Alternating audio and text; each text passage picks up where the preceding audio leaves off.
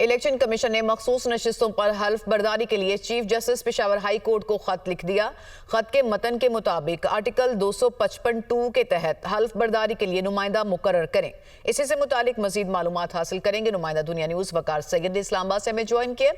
جی وقار، کیا مزید پیش رفت ہوئی اس اہم سلسلے میں؟ جی بالکل، آج جیسے کہ دیکھا گیا کہ خیبر پختونخوا اسمبلی کا اجلاس تو طلب کیا گیا تھا، لیکن وہاں پر جو اضافی مخصوص نشستوں پر جو اراکین ہیں ان کا حلف نہیں ہو سکا تھا، تو الیکشن کمیشن کی جانب سے گزشتہ ہفتے بھی جو ہے وہ گورنر اور جو رجسٹرار پشاور ہائی کورٹ ان کو خطوط لکھے گئے تھے۔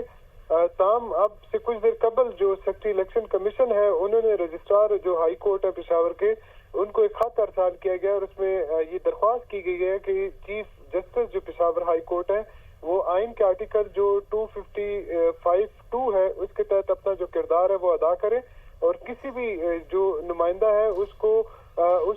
کا تقرر کرے تاکہ وہ ان جو اراکین ہیں ان سے کوئی حلف لے سکے، جس کے بعد یہ جو چیف جسٹس تھے ان کی جانب سے باقاعدہ طور پر جو گورنر خیبر پختونخوا ہے ان کو نامزد کیا گیا ہے اور اس کے مطابق جو ہے وہ ان کی حلف برداری کی تقریب جو ہے وہ کل صبح ہوگی، جبکہ الیکشن کمیشن کی جانب سے بھی ایک اعلامیہ جاری کیا گیا ہے۔ اس میں بھی یہ کہا گیا کہ آج چونکہ